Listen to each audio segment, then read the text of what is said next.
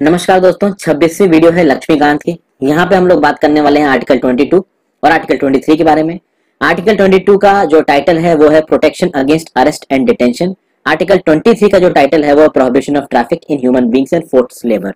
तो आर्टिकल 22 और आर्टिकल 23 के लिए जितनी डिटेल जरूरी है आपके एग्जाम्स के पर्सपेक्टिव से, वो मैं सब आपको इस वीडियो में बताऊंगा। आगे बढ़ने से पहले आई होप आपने ये किताब खरीद के अपने सामने रख ली होगी, मेरे साथ पढ़ रहे होंगे। वीडियो पे शेयर जरूर मार दीजिएगा दोस्तों। अब देखिए, आर्टिकल 22 किस चीज के अगेंस्ट प्रोटेक्शन देता है? ये दो चीजों के अगेंस्ट प्रोटेक्शन देता है, एक तो अरेस्ट के अगेंस्ट, एक डिटेंशन के अगेंस्ट। अब देखिए, अरेस्ट क्या होता है दोस्तों? अरेस्ट ये होता है कि मान लीजिए आपने कोई क्राइम किया और आपको अरेस्ट कर लिया गया, तो भाई वो क्राइम क्रिमिनल ऑफेंस भी हो सकता है, वो क्राइम सिविल ऑफेंस भी हो सकता है। तो मान लीजिए आपने डिफेमेशन किया, किसी पब्लिक डिग्निटरी को या किसी नेता को या किसी और इंसान को भी आपने कुछ ऐसा बोला जिससे उसकी इमेज खराब हो सकती है, उसको कुछ नुकसान हो सकता है, उसके बिजनेस को नुकसान हो सकता है, उसकी पब्लिक इमेज को नुकसान हो सकता है, कुछ भी हो सकता है। अगर उस आदमी को ऐसा लगता है कि जो कुछ भी आपने कहा है गलत है, आप उसको मिलाइन करने की कोशिश कर रहे हो, तो वो आपके खिलाफ डिफेमेशन का कोर्स हो सकता है। उस डिफेमेशन के कोर्स में अगर कोर्ट ऑर्डर देता है तो आपको अरेस्ट किया जा सकता है। तो ये तो हो जाएगा सिविल अरेस्ट। मान लीजिए आपने मर्डर कर दिया, उसके लिए आप अरेस्ट होते हो तो हो जाएगा civil arrest, sorry criminal arrest. तो अरेस्ट दो तरीके के होते हैं। डिटेंशन में क्या होता है? देखिए, डिटेंशन दो टाइप के होते हैं, एक होता है प्यूनिटिव डिटेंशन, एक होता है प्रिवेंटिव डिटेंशन। अगर आपने गलती कर दी है, अगर आपने कोई ऑफेंस कर दिया है, तो उस ऑफेंस को करने के बाद आपको अरेस्ट किया जाएगा, हिरासत में लिया जाएगा, आपके ऊपर ट्रायल चलेगा, आपको कोर्ट में लेके जाया जाएगा, पुलिस आपके खिलाफ चार्जशीट फाइल करेगी। उस चार्जशीट में बताया होगा कि भाई ये आदमी सही है या आदमी गलत है। उस चार्जशीट को कोर्ट देखेगा, कोर्ट सारे जो फैक्ट्स हैं उनको कंसीडर करेगा और एंड में अपना डिसीजन सुनाएगा। उस डिसीजन में जो जज है वो या तो बोलेगा कि आई फाइंड यू गिल्टी, या बोलेगा I do not find you guilty. तो अगर उसने आपको गिल्टी फाइंड कर लिया तो उसने आपको कन्विक्ट कर लिया, आपको सजा सुना दी। इस सजा के बाद आप जेल में चले जाओगे। इसको क्या बोला जाता है? इसको बोला जाता है प्यूनिटिव डिटेंशन। यानी कि आपने कोई ये गलती करी और आपको उस गलती की सजा मिली। तो ये जो प्यूनिटिव डिटेंशन है ये तो चलिए ठीक है, पूरी दुनिया भर में चीजें इस तरीके से होती हैं, होनी भी चाहिए, क्योंकि जो क्रिमिनल एलिमेंट्स हैं हमारे सोसाइटी के, आप उनको खुलेआम नहीं छोड़ सकते। खुलेआम छोड़ दिया तो सोसाइटी का जीना हराम कर देंगे वो। लेकिन जो डेंजरस चीज है हमारे संविधान में वो है भैया प्रिवेंटिव डिटेंशन। प्रिवेंटिव डिटेंशन में क्या होता है? आपने किसी पर्सन को डिटेन कर लिया without any trial, without any conviction. ये डेंजरस है दोस्तों। फिर आप ये बोलोगे कि भाई प्यूनिटिव डिटेंशन में भी तो अरेस्ट किया था। देखिए, हाँ, प्यूनिटिव डिटेंशन में दोस्तों आपने अरेस्ट किया था, बट अरेस्ट के 24 घंटे के अंदर एक judicial magistrate of the first class के सामने उस पर्सन को लेके जाना पड़ेगा। और वो जब जुडिशियल मजिस्ट्रेट बोलेगा कि हाँ भाई आप इसको पुलिस कस्टडी में रख सकते हैं या फिर जुडिशियल कस्टडी में रख सकते हैं, दोनों ही केसेस में वो रहेगा जेल में ही। ठीक है, अब पुलिस कस्टडी में क्या फर्क है, जुडिशियल कस्टडी में क्या फर्क है, वो एक बात की वीडियो का टॉपिक है। तो नॉर्मल केसेस में अगर आप प्रिवेंटिव डिटेंशन के अलावा किसी और ऑफेंस में, मान लीजिए प्यूनिटिव डिटेंशन में अरेस्ट किए जाते हैं, तो 24 घंटे के अंदर आपको कोर्ट के जज के सामने लेके जाना पड़ेगा। जज बोलेगा कि इसको हिरासत में रखना है या नहीं रखना है। ठीक है, प्रिवेंटिव डिटेंशन में क्या हो रहा है? प्रिवेंटिव डिटेंशन में आपको अरेस्ट कर लिया गया, और आपको अरेस्ट इसलिए नहीं किया गया क्योंकि आप कोई एक ऑफेंस कर चुके हैं। आपको अरेस्ट इसलिए किया गया है क्योंकि इस बात का चांस है कि आप ऑफेंस कर सकते हो, इसलिए आपको प्रिवेंट किया जा रहा है फ्रॉम कमिटिंग एन ऑफेंस। ये बहुत डेंजरस बात है दोस्तों। देखिए, मॉडर्न डेमोक्रेसीज की बात करें आज की डेट में, जो मॉडर्न दुनिया है जहां पे एक ह्यूमन बीइंग के साथ पास पूरी प्रॉपर ये पावर है। जैसे आप हमारे संविधान की बात कर लीजिए, हमारे संविधान की जितनी भी पावर्स हैं वो कहां से ओरिजिनेट होती हैं? इस देश के लोगों से ओरिजिनेट करती हैं। प्रियम्बल पढ़ा है ना, we the people of India, कितनी बार बताया मैंने पहले आपको। तो भाई प्रियम्बल में ही लिखा है कि हमारे संविधान की, इस देश के संविधान की जितनी भी ताकत है वो इस देश के लोगों से ओरिजिनेट होती है। और उस देश के लोगों से अगर ताकत ओरिजिनेट कर रही है, तो अगर वो देश के लोग कोई ऑफेंस कमिट ही ना करें, उसके बावजूद कि वो एक ऑफेंस कमिट कर सकते हैं, इस बेसिस पे आप किसी को अरेस्ट कर लो, क्या ये सही है? अब ये सही है दोस्तों या ये गलत है? इसके देखिए बहुत से हित में भी आर्ग्यूमेंट है, बहुत से आप कह सकते हो अगेंस्ट भी आर्ग्यूमेंट है। जो हित के आर्ग्यूमेंट है, जो अगेंस्ट के आर्ग्यूमेंट है, वो तो देखिए ज्यादा यहाँ पे दिए नहीं है। मैं आपको अपनी तरफ से कुछ आर्ग्यूमेंट्स बता सकता हूँ आगे। तो इसको प्रिवेंटिव डिटेंशन को एज अ प्रिकॉशनरी मेजर लेते हैं। प्रिकॉशनरी मेजर मतलब सस्पिशन के बेसिस पे, शक के बेसिस पे आप प्रिवेंटिव डिटेंशन कर सकते हो। तो भाई आपको लगता है कि कोई एक पर्सन है जिसका आईएसआईएस के साथ कोई कनेक्शन है, वो यहाँ पे बम ब्लास्ट कर सकता है, तो इस सस्पिशन के बेसिस पे आप एक पर्सन को अरेस्ट कर सकते हो। आपको लगता है कि भाई एक पर्सन की कोई बहुत ही ज्यादा जाती दुश्मनी किसी दूसरे पर्सन से, तो दूसरे पर्सन को नुकसान पहुंचा सकता है, इस बेसिस पे आप उसको अरेस्ट कर सकते हो। बट प्रॉब्लम यह है दोस्तों कि जो लॉ आप कह सकते हैं होल्डिंग अथॉरिटी होती है, एक ऐसा पर्सन जिसके हाथ में अथॉरिटी है, वो अगर प्रॉपर तरीके से अपनी ताकत का इस्तेमाल करेगा तभी आप प्रिवेंटिव डिटेंशन को जस्टिफाई कर पाओगे। अगर अथॉरिटी वाला इंसान गलत तरीके से अपनी ताकत का इस्तेमाल करने लगा तो कभी भी आप प्रिवेंटिव डिटेंशन को जस्टिफाई नहीं कर पाओगे दोस्तों। तो आप देखोगे जो अथॉरिटी में है लोग, वो अपनी गलत ताकत का इस्तेमाल करके अपने पर्सनल वेंडेटा को भी पूरा कर सकते हैं। किसी के साथ अगर दुश्मनी निकाली हो तो दुश्मनी भी निकाल सकते हैं। तो देखिए, देखा जाए हमारा देश दोस्तों, हमारे देश में कितनी प्रॉब्लम्स है, सेक्शनिस्ट टेंडेंसीज है। हमारे देश के बहुत से ऐसे भाग हैं जो वो बोल देते हैं भैया हमको इंडिया से अलग होना है। जम्मू एंड कश्मीर में देखिए लगातार पाकिस्तान इन्फिल्ट्रेशन करता ही जा रहा है। कश्मीर के इलाके में इन्फिल्ट्रेशन लगातार चालू है। एलएसी पे स्टैंड ऑफ चल रहा है और पाकिस्तान बॉर्डर पे शेलिंग हो रही है। और उस शेलिंग की आड़ में पाकिस्तान क्या करता है कि पाक ऑक्युपाइड कश्मीर से कुछ टेररिस्ट को आप कह सकते हैं जम्मू एंड कश्मीर की साइड में इंट्रोड्यूस कर देता है। और अब तो एक बड़ी खतरनाक टेंडेंसी देखने को मिल रही है कि भैया जितने भी कोविड अफेक्टेड लोग थे उनको गिलगित बल्तिस्तान ले गए और वहां से कुछ ऐसे टेररिस्ट जिनको इस चीज के लिए ट्रेन किया गया कि भाई इंडिया में अटैक करने, अगर उनको कोविड-19 हो गया तो उनको मिशन पे भेज दिया कि जाओ भाई कोविड-19 तो फैलाओ ही फैलाओ, बम भी चलाओ।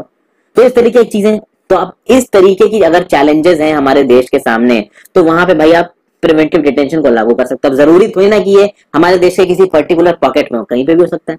डेंजरस एलिमेंट्स हर जगह है, देश की आबादी ही इतनी बड़ी है। तो उन डेंजरस एलिमेंट्स को रोकने के लिए एक बार को कहा जा सकता है कि preventive detention is good, but subject to the limitation that जो अथॉरिटीज हैं वो अपनी ताकत को सही तरीके से इस्तेमाल करें, नहीं तो ये काउंटर प्रोडक्टिव हो जाएगा। अभी इसके बारे में और देखेंगे प्रिवेंटिव डिटेंशन लॉ को किस किस जगह पे लगाया गया है। आगे बढ़े दोस्तों, तो आप देखोगे आर्टिकल 22 को दो भागों में बांटा गया है। 2 पार्ट्स हैं यहाँ पे, first part, second part. First part में वो केसेस आते हैं जो ऑर्डिनरी लॉ से डील करते हैं।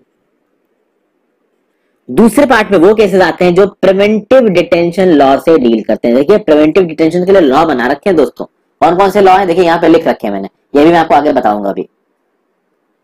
तो ऑर्डिनरी लॉ, अब ऑर्डिनरी लॉ में कौन कौन आ गया कि भाई देखिए मान लीजिए आपने कोई लॉ तोड़ा, कहीं पे आप गए, मान लीजिए आप एक बैंक में घुस गए, मैं आप बोल रहा हूं तो आप अपने लिए मत लीजिएगा, कोई एक पर्सन गया उसने बैंक तोड़ा, वहां से कैश चुराने की कोशिश की और उसको पुलिस ने पकड़ लिया। तो भैया पुलिस ने पकड़ा, तो जिस पर्सन को पकड़ा गया है he has to be informed कि आपको कौन से ग्राउंड्स पे पकड़ा गया है, किस बेसिस पे पकड़ा गया है। तो आप देखोगे ना दोस्तों, यूएस की मूवीज में बताया जाता है कि you are being arrested under this this act. तो इंडिया में भी भाई जब आपको अरेस्ट किया जाएगा तो आपको बताया जाएगा कि इंडियन पिनल कोड के इस सेक्शन के अंदर हम आपको अरेस्ट कर रहे हैं, इस दफा के अंदर हम आपको अरेस्ट कर रहे हैं। तो आप उस पर्सन को बताओगे। दूसरा, उस पर्सन के पास ये राइट होगा कि वो एक लीगल, जिसको अरेस्ट किया गया वो एक लीगल प्रैक्टिशनर को, जो इस केस में मोस्ट प्रोबेबली एक लायर होगा, एक लीगल प्रैक्टिशनर को हायर कर सकता है वो, ताकि वो लीगल प्रैक्टिशनर उसके बिहाफ पे कोर्ट में उसके लिए लड़े। तो जिसको भी आप अरेस्ट कर रहे हो, उसने जो भी किया है वो एक लीगल प्रैक्टिशनर से कंसल्ट कर सकता है, एक लीगल प्रैक्टिशनर को हायर कर सकता है अपने आप को डिफेंड करने के लिए। फिर भाई अगर आपको अरेस्ट किया गया तो 24 घंटे के अंदर आपको मजिस्ट्रेट के सामने पेश किया जाएगा, और इस 24 घंटे में जर्नी का टाइम इंक्लूडेड है। ठीक है, तो मान लीजिए कि यूपी में फिरोजाबाद डिस्ट्रिक्ट के बिल्कुल बिहार इलाके में आपको अरेस्ट किया गया, तो वहां पे मान लीजिए जज नहीं बैठता है, जज बैठता है वहां से 70-80 किलोमीटर दूर, आप कह सकते हो सब डिस्ट्रिक्ट में। तो भैया 70-80 किलोमीटर दूर जाने में 2-3 घंटे लगेंगे, तो भाई पुलिस वाले ये बोल सकते हैं कि भाई 24 घंटे में 2-3 घंटे का टाइम इंक्लूडेड नहीं है। नहीं दोस्तों, 24 घंटे में वो 2-3 घंटे का टाइम जो जर्नी का टाइम है वो भी इंक्लूडेड होगा। तो जब आपको अरेस्ट किया गया उसके 24 घंटे के अंदर आपको एक जुडिशियल मजिस्ट्रेट के सामने पेश करना होगा पुलिस को, और वो जुडिशियल मजिस्ट्रेट इस पेशी के बाद बताएगा कि अब आपको इन लोगों को फर्दर अरेस्ट रखना है या छोड़ देना है। अभी जो तमिलनाडु में केस हुआ था जहां पे 2 शॉपकीपर्स को पुलिस उठा के ले गई, क्या गलती की थी इन शॉपकीपर्स ने कि भाई जो भी लॉकडाउन के नियम इंपोज किए गए थे, जो टाइम पीरियड था उस टाइम के बाहर वो ऑपरेट कर रहे थे, तो उनको पुलिस अरेस्ट करके ले गई। ठीक है, उसके बाद अरेस्ट करने के बाद 24 घंटे के अंदर अंदर उनको जुडिशियल मजिस्ट्रेट के सामने भी पेश किया गया और जुडिशियल मजिस्ट्रेट ने पुलिस कस्टडी ग्रांट कर दी। उस पुलिस कस्टडी में उसकी मौत हो गई। तो उस जुडिशियल मजिस्ट्रेट पे भी काफी सवाल उठे, कौन से बेसिस पे आपने इनकी जुडिशियल कस्टडी या पुलिस कस्टडी दी। समझ गए दोस्तों। तो देखिए जुडिशियल मजिस्ट्रेट के सामने ले जाने वाला जो क्लॉज होता है वो क्लॉज इसलिए होता है ताकि पुलिस कुछ एक्सेसिव या फिर कोई बहुत ही ज्यादा कहते हैं ना कि एक डिक्टेटोरियल एटीट्यूड ना रख ले कि भाई पुलिस ने अपने मन के हिसाब से किसी को भी अरेस्ट कर लिया और पकड़ के बैठी है, ऐसा नहीं हो सकता। अगर पुलिस ने किसी को अरेस्ट किया तो पुलिस को उस पर्सन को बताना पड़ेगा भैया तुमको आईपीसी की इस दफा के अंदर अरेस्ट किया है, तुमको राइट है कि तुम एक लीगल प्रैक्टिशनर को हायर कर सकते हो जो तुम्हारे बिहाफ पे डील करेगा हमसे और कोर्ट से। हम तुमको 24 घंटे के अंदर एक मजिस्ट्रेट के सामने पेश करेंगे और फिर वो मजिस्ट्रेट के ऑर्डर के हिसाब से हम तुम्हें अपने पास रखेंगे या तुम्हें छोड़ देंगे, वो जुडिशियल मजिस्ट्रेट बताएगा। अब देखिए यहां पे दोस्तों ये जो ऑर्डिनरी लॉ के अंदर जो भी अरेस्ट हो रही हैं, ये अरेस्ट की जो कंडीशंस मैंने आपको बताई ना, ये 4 कंडीशंस जुडिशियल मजिस्ट्रेट वाली, ये कंडीशंस आपको प्रिवेंटिव डिटेंशन लॉ के अंदर अवेलेबल नहीं है। ठीक है, अगर आपको प्रिवेंटिव डिटेंशन लॉ के अंदर अरेस्ट किया गया तो आपके लिए ये परमिशन, ये जो आप अच्छा प्रिवेंटिव डिटेंशन लॉ के अंदर डिटेन किया जाता है, उसको आप फॉर्मली अरेस्ट नहीं बोलते हो, बोला जाता है कि भैया आपको प्रिवेंटिव डिटेंशन लॉ के अंदर डिटेन किया गया, बल एक्चुअली वो अरेस्ट ही होता है दोस्तों। ठीक है ना, तो भैया एक प्रिवेंटिव डिटेंशन लॉ के अंदर अगर किसी को अरेस्ट किया गया है, डिटेन किया गया है, तो भाई ये सेफ गार्ड्स आपको अवेलेबल नहीं होंगे जो पहले वाले कॉलम में मैंने आपको बताया। प्लस अगर आप एक एनिमी एलियन हो तो आपको ये सेफ गार्ड्स अवेलेबल नहीं होंगे।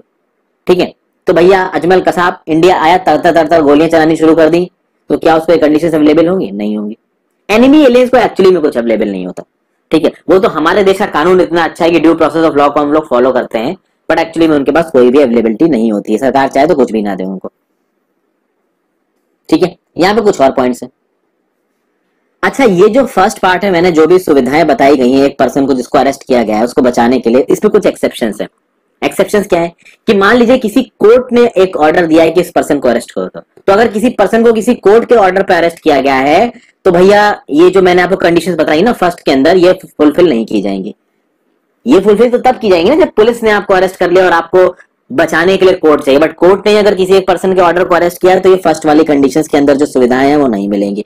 अगर आपने इनकम टैक्स नहीं भरा और आपको उसके लिए अरेस्ट किया गया तो ये सुविधाएं नहीं मिलेंगी। अगर आपने कोई सिविल लॉ का वॉयलेशन किया है उसके लिए आपको अरेस्ट किया गया तो ये सुविधाएं आपको नहीं मिलेंगी। अगर कोई एलियन है, यानी मान लीजिए कि कोई यूएसए से एक पर्सन यहाँ पे आया, कोई यूएसए से लेडी यहाँ पे आई, उसके पास 3 महीने का टूरिस्ट वीजा था, उसका 3 महीने का टूरिस्ट वीजा एक्सपायर हो गया। उस टूरिस्ट वीजा के एक्सपायर होने के बाद भी वो लेडी इंडिया में है, उसको इंडिया से उसने छोड़ा नहीं, तो उसको पुलिस अरेस्ट कर लेगी और अरेस्ट करके उसको डिपोर्ट करेगी। तो वो अपने इस अरेस्ट के खिलाफ क्लेम नहीं कर सकती कि भाई मेरे को ये फर्स्ट के अंदर ये सुविधाएं लेनी है कि भैया मेरे को एक जुडिशियल मजिस्ट्रेट के पास लेके जाया जाए और ये सब चीजें हो, ये सब सुविधाएं इस केस में नहीं मिलेंगी। ठीक है, तो आप कह सकते हो कि ये फर्स्ट वाली सुविधाएं कब मिलेंगी? ये फर्स्ट वाली सुविधाएं तब मिलेंगी जब आपने कोई क्रिमिनल एक्ट किया हो। सिविल एक्ट के वॉयलेशन के लिए भी आपको सुविधाएं नहीं मिलेंगी। क्रिमिनल एक्ट किया हो या फिर कोई ऐसा एक्ट किया हो जो क्वासी क्रिमिनल नेचर का हो या फिर कोई ऐसा हो जो पब्लिक इंटरेस्ट के अगेंस्ट हो, तो उस केस में ये सुविधाएं मिल रही हैं दोस्तों। देखिए क्या होता है दोस्तों कि क्रिमिनल केस में इस तरीके की सुविधाएं क्यों दी जा रही हैं और सिविल लॉ में क्यों नहीं दी गई, आप में से कुछ लोग पूछोगे। देखिए क्रिमिनल केसेस बहुत सेंसिटिव होते हैं।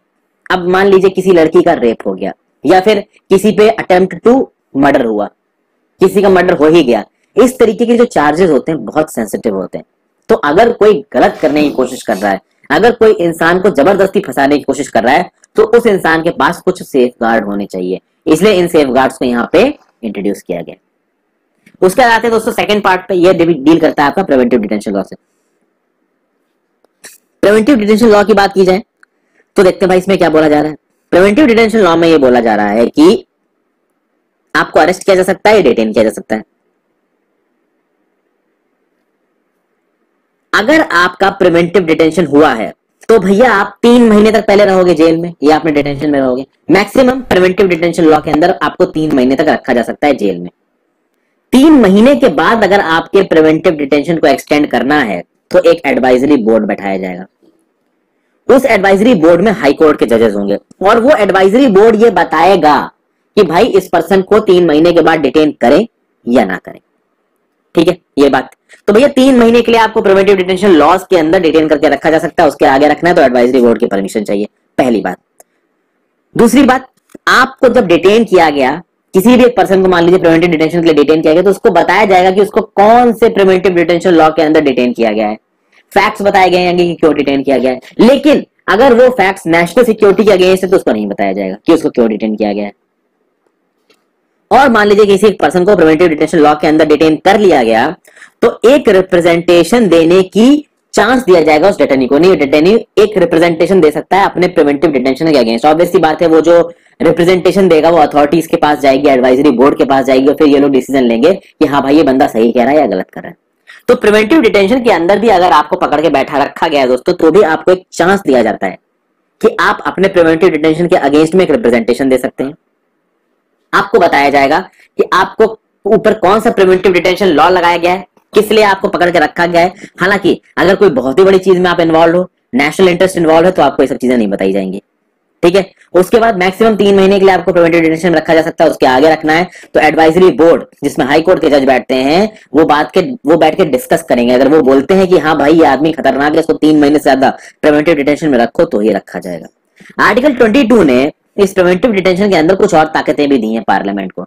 अब देखते हैं भाई ये आर्टिकल 22 ने और क्या ताकतें दी है पार्लियामेंट को। पार्लियामेंट उस तरीके के केसेस को डिसाइड कर सकता है, उन सर्कमस्टांसेस को डिसाइड कर सकता है जिसके चलते एक पर्सन को प्रिवेंटिव डिटेंशन लॉ के अंदर 3 महीने के लिए रखा जाता था। यानी पार्लियामेंट के पास ये ताकत है कि पार्लियामेंट एक ऐसा लॉ बना सकती है और कह सकती है कि इस लॉ के अंदर में अगर ये कंडीशन वायलेट होने के चांसेस हैं, इस पर्सन को प्रिवेंटिव डिटेंशन लॉ के अंदर रख लो। यानी कौन से हालातों में प्रिवेंटिव डिटेंशन लॉ को एग्जीक्यूट करना है, किस तरीके से एग्जीक्यूट करना है, ये सब चीजों को बनाने की ताकत पार्लियामेंट के पास है।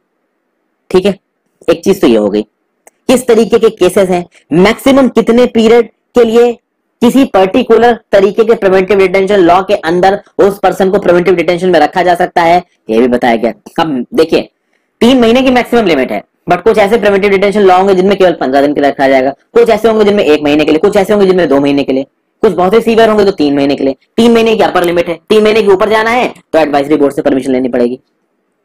और एडवाइजरी बोर्ड जिसमें हाईकोर्ट जज बैठते हैं, वो इंक्वायरी किस तरीके से करेंगे, इसका प्रोसीजर भी कौन डिसाइड करेगा, पार्लियामेंट डिसाइड करेगी। हालांकि 44th अमेंडमेंट एक्ट 1978 में एक चेंज करने की कोशिश की गई थी। चेंज करने की कोशिश ये की गई थी कि देखिए 3 महीने से ज्यादा अगर आपको प्रिवेंटिव डिटेंशन लॉ के अंदर डिटेन अरेस्ट करके रखना है तो एडवाइजरी बोर्ड की वो चाहिए, हामी चाहिए। लेकिन 44th अमेंडमेंट एक्ट 1978 में क्या कहा गया कि नहीं भाई 3 महीने नहीं 2 महीने, यानी कि अगर 2 महीने से ज्यादा आपको प्रिवेंटिव डिटेंशन के अंदर बंद करके रखना है तो एडवाइजरी बोर्ड की परमिशन चाहिए। अब 44th अमेंडमेंट एक्ट के थ्रू ये 3 से 2 महीने के बाद क्यों कही गई, क्योंकि 1975 से लेकर 1977 के टाइम में इमरजेंसी लगी थी और इस इमरजेंसी में बहुत सारे लोगों को बिना किसी वजह जेल में डाल दिया गया। बिना किसी वजह प्रिवेंटिव डिटेंशन लॉ को लगा के उन्हें जेल में बंद कर दिया गया। कौन कौन से लॉ को लगाया गया ये भी मैं आपको बताऊंगा। तो इसलिए 44th अमेंडमेंट एक्ट 1978 ने क्या बोला कि भैया 3 महीने नहीं, मैक्सिमम 2 महीने के लिए आपको प्रिवेंटिव डिटेंशन लॉ के अंदर रख सकते हैं बिना किसी वजह के, और 2 महीने के बाद रखना है तो एडवाइजरी बोर्ड की परमिशन चाहिए। लेकिन अभी भी इन प्रैक्टिस 3 महीने ही है दोस्तों, वो 2 महीने ऑन ग्राउंड नहीं हुआ है। हालांकि 44th अमेंडमेंट एक्ट 1978 इमरजेंसी के प्रभाव से उभरने के लिए इसको 3 महीने से 2 महीने करने की कोशिश की गई थी। ऑन ग्राउंड ये 2 महीने हुआ नहीं, अभी 3 ही महीने है। यानी अभी भी प्रिवेंटिव डिटेंशन लॉ के अंदर मैक्सिमम 3 महीने के लिए आपको रखा जा सकता है। 3 महीने के बाद ही आपका केस एडवाइजरी बोर्ड के पास जाएगा। अब बात यहां पे ये आती है कि भाई प्रिवेंटिव डिटेंशन लॉ को बना कौन सकता है? क्या केवल पार्लियामेंट बना सकता है? क्या केवल स्टेट लेजिस्लेचर बना सकते हैं? देखिए प्रिवेंटिव डिटेंशन लॉ को पार्लियामेंट भी बना सकता है, स्टेट लेजिस्लेचर भी बना सकता है, बशर्ते अगर लॉ रिलेट करता है आपका डिफेंस के फील्ड से, अगर लॉ रिलेट करता है आपका फॉरेन अफेयर्स के फील्ड से, अगर लॉ रिलेट करता है आपका सिक्योरिटी ऑफ इंडिया से, हमारे देश की सिक्योरिटी से, उस केस में प्रिवेंटिव डिटेंशन से रिलेटेड लॉ केवल यूनियन गवर्नमेंट बना सकती है। बाकी केसेस में स्टेट लेजिस्लेचर के पास भी ये ताकत है कि प्रिवेंटिव डिटेंशन से रिलेटेड लॉ वो बना सकते हैं। यानी स्टेट लेजिस्लेचर के पास भी और पार्लियामेंट के पास भी ये ताकत है कि भाई मेंटेनेंस ऑफ पब्लिक ऑर्डर के लिए, लॉ एंड ऑर्डर को मेंटेन करने के लिए, एसेंशियल कमोडिटीज की सप्लाई को लगातार चालू रखने के लिए स्टेट गवर्नमेंट और पार्लियामेंट दोनों प्रिवेंटिव डिटेंशन के लॉ बना सकती है। अभी के लिए देखा जाए कुछ इंपॉर्टेंट प्रिवेंटिव डिटेंशन लॉ जो कि बने हैं। पहले सबसे पहला आया था प्रिवेंटिव डिटेंशन एक्ट 1950, 1969 में खत्म हो गया। फिर आया maintenance of internal security act MISA 1971 में, इसको 1978 में खत्म कर दिया गया। एक्चुअली मीजा 1971 में आया दोस्तों, और इस मीजा का बहुत गलत प्रयोग हुआ इमरजेंसी के दौरान। 1975 से लेकर 1977 में इमरजेंसी थी। कांग्रेस के अपोजिशन में जितने भी लीडर थे सबको उठा के जेल में बंद कर दिया गया। तो लालू प्रसाद यादव जेल में बंद, मुलायम सिंह यादव जेल में बंद, और बड़े दिग्गज नेता सब जेल में बंद। उसी समय पे लालू प्रसाद यादव जी की बेटी हुई 1976 में, तो इस एक्ट के नाम पे लालू प्रसाद यादव जी ने अपनी बेटी मीजा का नाम रख दिया।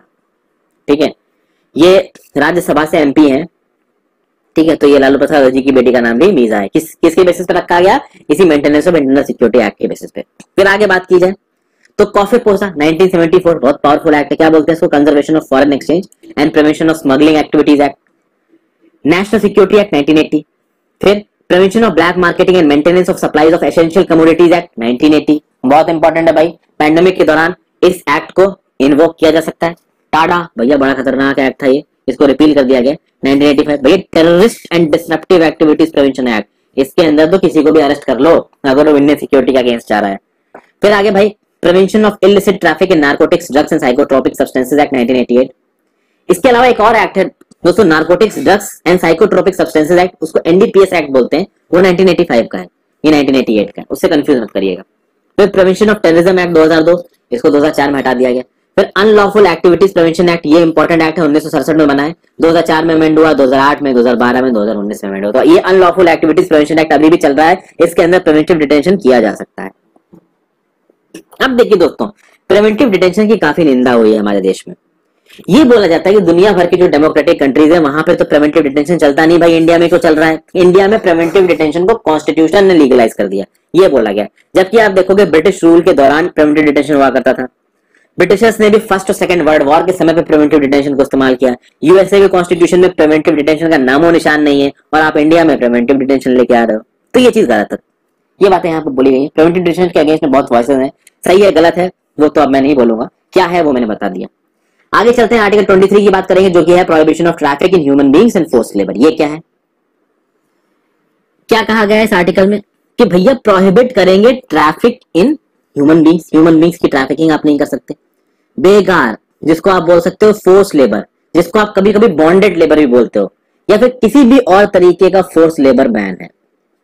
अब सबसे पहले तो आपको समझना पड़ेगा दोस्तों trafficking in human beings. Trafficking in human beings आप बहुत अच्छी तरीके से समझ सकते हैं कि भाई वुमेन को आप कह सकते हैं कि प्रोस्टिट्यूशन के रैकेट में फंसाने के लिए उनकी ट्रैफिकिंग की जाती है। तो कई बार आपने सुना होगा कि भाई नेपाल से इलीगली लड़कियां पकड़ के लाई गई इंडिया में, वो मुंबई के जो आप कह सकते हैं कि प्रोस्टिट्यूशन के हाउसेज है वहां पे उनको लेके जाया गया, और दूसरी जगहों से लेके आया, जो गरीब घर के होते हैं वहां से बच्चियों को किडनैप कर लिया, उनको यहाँ पे ले आया, उनको पाल पोड़ के बड़ा किया।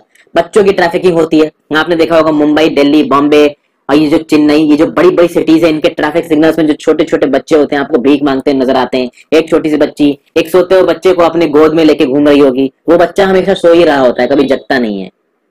इस तरीके के सीन आपको बहुत देखने को मिलते हैं, ये पूरे रैकेट चलते हैं। आपसे भी अनुरोध है कि कभी भी ट्रैफिक सिग्नल पे इस तरीके के आपको कोई बच्चे दिखे ना भीख मांगते हुए, इनको कुछ मत दीजिए, 1 रुपया मत दीजिए। इस रैकेट को रोकने का सबसे बेस्ट तरीका यही है कि इनको कुछ भी ना दिया जाए। होता है ना हम लोग के दिमाग में होता है कि यार कितने गरीब, इनको पैसे दो, मत दीजिए, क्योंकि उन्हीं बच्चों के जो दलाल होते हैं ना वो आसपास कहीं घूम रहे होते हैं। ठीक है, जैसे उनको आप पैसा दोगे वो उनसे पैसा ले लेंगे। ये पूरा एक रैकेट चलता है जहां पे बच्चों को प्रॉपर्ली किडनैप किया जाता है, उनके हाथ तोड़ दिए जाते हैं, पैर तोड़ दिए जाते हैं। स्लमडॉग मिलियनेयर में जो दिखाया गया है काफी हद तक वो सच है, झूठ नहीं है वो। तो आर्टिकल 23 सीधे सीधे इस ट्रैफिकिंग को बैन करता है। आप ना वुमेन की ट्रैफिकिंग कर सकते हैं, ना चिल्ड्रन की ट्रैफिकिंग कर सकते हैं, और चिल्ड्रन में केवल लड़कियों की नहीं, लड़के लड़कियों सबकी ट्रैफिकिंग होती है। तो बहुत गलत है ये, इसको रोकना चाहिए, और इसको रोकना जितना सरकार का काम है उतना ही आप लोगों का और हमारा काम भी है। चलिए, एक ये चीज हो गई। प्लस जो सेलिंग होती है और बाइंग होती है मेन, वुमेन और चिल्ड्रन की गुड्स की तरह। तो अब देखिए, आप बोलोगे कि आज की डेट में कौन आदमी और औरतों को खरीद रहा है? भाई आज की डेट में कौन चिल्ड्रन को खरीद रहा है? ये सब चीजें तो पहले हुआ करती थी एंशिएंट इंडिया में, आज कहाँ होती हैं? होती हैं दोस्तों, थोड़ा अलग तरीके से होती हैं। जैसे कि फॉर एग्जाम्पल मुंबई में कोई एक फैमिली होगी, उस फैमिली को अपने घर में काम करने के लिए कोई लड़की चाहिए होगी कि भैया वो घर पे रहे, काम करे। तो वो फैमिली क्या करेगी कि किसी एक मिडिलमैन से मिलेगी, उस मिडिलमैन को वो फैमिली कुछ पैसे देगी। वो मिडिलमैन नेपाल के किसी गांव से, या फिर यूपी के किसी गांव से, बिहार या फिर साउथ इंडिया के किसी गांव से एक गरीब फैमिली को झांसा देके, उसको कुछ पैसे देके उसके घर के कोई छोटे लड़के को या लड़की को उस फैमिली के पास ले आएंगे। वो फैमिली उस छोटे लड़के या लड़की से दिन भर घर का काम करवाएंगे, खाने के लिए उसको कुछ गंदी सी रोटियां दे देंगे, ना उस लड़की की पढ़ाई होगी, बस वो दिन भर उस घर में काम करती रहेगी। तो this is basically a modern form of slavery, और ये हो रहा है हमारे मेट्रोपॉलिटन सिटीज में। तो ये चीज रोकनी है। तो ये जो सेलिंग हो रही है ना मेन, वुमेन और चिल्ड्रन की किसी भी फॉर्म में, इसको बंद करना है, ट्रैफिकिंग बंद करनी है, देवदासी की प्रथा बंद होनी चाहिए। आप बोलोगे देवदासी की प्रथा क्या होती है दोस्तों? देखिए, देवदासी में क्या होता था कि अब एंशिएंट इंडिया में और कुछ हद तक मिडिल इंडिया में भी जो टेंपल हुआ करते थे ना, जो धर्म के ठेकेदार बैठते थे, वहां पे कुछ लेडीज नाचती थी। वहां पे उन्हें बोला जाता था कि भाई ये भगवान की भक्त है, भगवान की गुलाम है। बट इस नाम पे उन लड़कियों का जो वहां के प्रीस्ट होते थे ना, वो एक्सप्लॉयटेशन करते थे। ये जो धर्म के ठेकेदार बनते थे, मैं सबके लिए तो नहीं करूंगा, देखिए देखिए बहुत सारे लोग अच्छे भी होते हैं, ठीक है, बट ज्यादातर केसेस में इस तरीके की प्रथा का इस्तेमाल किया जाता था उन लड़कियों का एक्सप्लॉयटेशन करने के लिए। तो देवदासी की प्रथा होती थी, इनफैक्ट इंडिपेंडेंस से पहले तक थी, उसके बाद उसको बैन कर दिया गया। अब वो देखने को नहीं मिलती है। तो अब देखो कि इन सब चीजों को रोकने के लिए पार्लियामेंट ने एक एक्ट भी पास किया था, immoral traffic prevention act of 1956। अब हम समझते हैं कि भाई ये जो मैंने आपको बताया कि बेगार, फोर्स लेबर, ये बॉन्डेड लेबर, तो ट्रैफिक इन ह्यूमन बींग्स हमने देखा। अब देखिए बेगार, फोर्स लेबर और बॉन्डेड लेबर ये क्या होता है, इसको समझना बहुत जरूरी है दोस्तों। अब देखिए बेगार में क्या होगा, ये पहले के जमाने में क्या होता था दोस्तों, आज के जमाने में भी कुछ हद तक होता है, अब काफी कम हो चुका, बट पहले के जमाने में ये बहुत ज्यादा होता था। जमींदार हुआ करते थे बड़े बड़े, साहूकार, जमींदार, ये लोग करते क्या थे, ये लोग गरीब किसानों को पैसा दे देते थे। उनको पता होता था कि ये गरीब किसान पैसा चुका नहीं पाएंगे, ठीक है, तो मान लीजिए कि वो गरीब किसान पैसा नहीं चुका पा रहा है, ना वो पैसा चुका पा रहा है, ना ही उसके ऊपर आने वाला इंटरेस्ट चुका पा रहा है। तो उस केस में वो जो जमींदार है वो उस गरीब किसान से बोलेगा कि तुम मेरे खेत में आओ और मेरे खेत में आके काम करो, और उस काम का मैं तुम्हें कोई पैसा नहीं दूंगा। तो बेगार हो गया ये। बेगार मतलब आपसे जबरदस्ती काम करवाया जा रहा है, उसका आपको कोई पैसा मिल भी नहीं रहा है। कुछ ऐसा ही बॉन्डेड लेबर होता है। बॉन्डेड लेबर में क्या होता है कि जब वो पैसा देते थे तब उनसे एक पैक्ट साइन करा लेते थे, या फिर एक स्टैंप पेपर में अंगूठा लगवा लेते थे और कहते थे कि भाई तुम अगर मुझे मेरा पैसा नहीं दे पाए तो तुम मेरे यहाँ पे काम करोगे, मेरे फील्ड्स में काम करोगे, या जब तक तुम मेरा पैसा नहीं चुकाते तब तक तुम मेरे फील्ड्स में काम करोगे। और कई कई केसेस में तो ये होता था कि उस पर्सन से ये बोल दिया जाता था कि तुम मर गए और अगर तुम बिना पैसा चुकाए मर गए तो तुम्हारे बच्चे भी मेरे फील्ड में काम करेंगे। मतलब उस एक पर्टिकुलर पर्सन को नहीं, उसकी पूरी की पूरी फैमिली को गुलाम बना लेते थे। और ऐसा केवल लोअर कास्ट के लोगों के साथ नहीं, अपर कास्ट के लोगों के साथ भी होता था, जो कि काफी हद तक इकोनॉमिक कैपेसिटी पे बेस्ड था इस तरीके का एक्सप्लॉयटेशन। तो ये बॉन्डेड लेबर, बेकार, human trafficking, devadasi, modern form of slavery, अब ये सब कुछ बैन हो चुका है, ठीक है ना। और किसी भी फॉर्म में अगर इस तरीके की कोई प्रैक्टिस इंडिया में अगर हो रही है तो उसको in accordance with law punish किया जाएगा। कुछ नहीं करना है, बस एक PIL फाइल कर दीजिए कोर्ट में।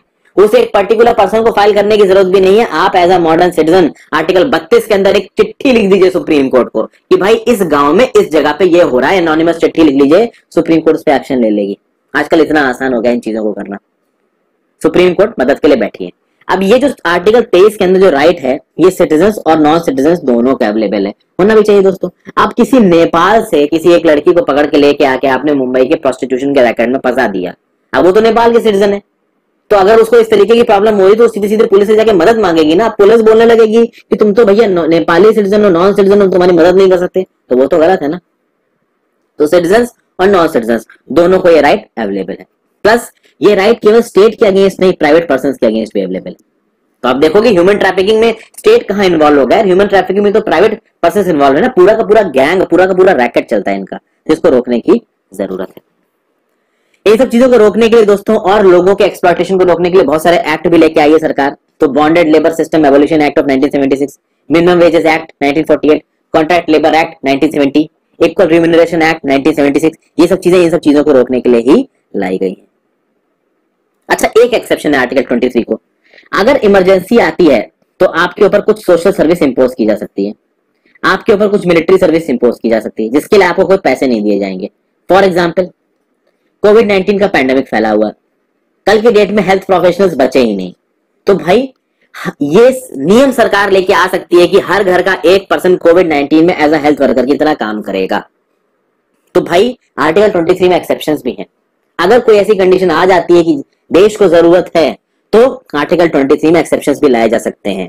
उसी तरीके से मिलिट्री सर्विस, अभी के लिए तो भगवान की दया से हमारी मिलिट्री बहुत स्ट्रांग है, इतनी स्ट्रांग है कि किसी के दम नहीं हमारे अगेंस्ट में कुछ बोलने की। देखिए चाइना को रिट्रीट करना ही पड़ेगा, आगे करना ही पड़ेगा। लेकिन 1962 का जब वॉर हुआ था तो भाई हमारे सोल्जर्स कम पड़ गए थे, मिलिट्री सर्विस की जरूरत थी लोगों की। तो उस केस में सरकार अगर एक नियम भी लेके आती कि हाँ भाई कंपल्सरी मिलिट्री सर्विस करनी है, यानी हर पर्सन का, हर फैमिली का एक बंदा कम से कम 4 साल के लिए मिलिट्री में काम करेगा, इस तरीके का भी कोई लॉ अगर गवर्नमेंट लेके आती है तो मान्य होगा।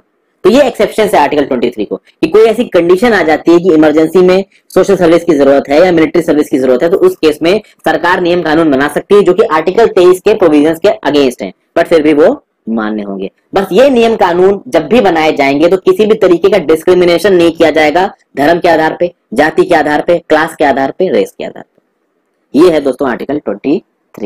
तो होप आपको मैं समझाने में सक्सेसफुल रहा हूं। Thank you for watching, have a great day. जाने से पहले दोस्तों वीडियो को लाइक जरूर कर दीजिए, चैनल को सब्सक्राइब कर लीजिए, प्लीज अपने दोस्तों के साथ इन वीडियोस को शेयर कर दें। Thank you for watching.